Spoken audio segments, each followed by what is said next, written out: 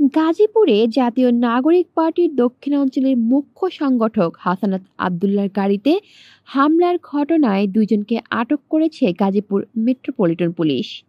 রোববার রাতে তাদের আটক করা হয় বলে জানান গাজীপুর মেট্রোপলিটন পুলিশের উপপুলিশ কমিশনার রবিউল হাসান।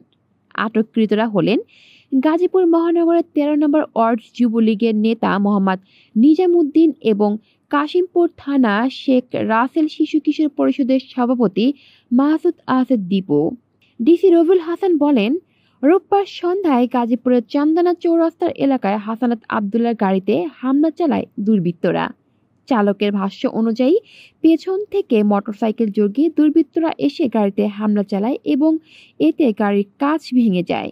তিনি বলেন, ঘটনার পরপরই পুলিশের ঊর্ধ্বতন কর্মকর্তারা ঘটনাস্থলে উপস্থিত হন এবং অভিযানের নির্দেশ দেন। সেই অনুযায়ী আমরা তাৎক্ষণিক অভিযান চালিয়ে দুইজনকে আটক করেছি।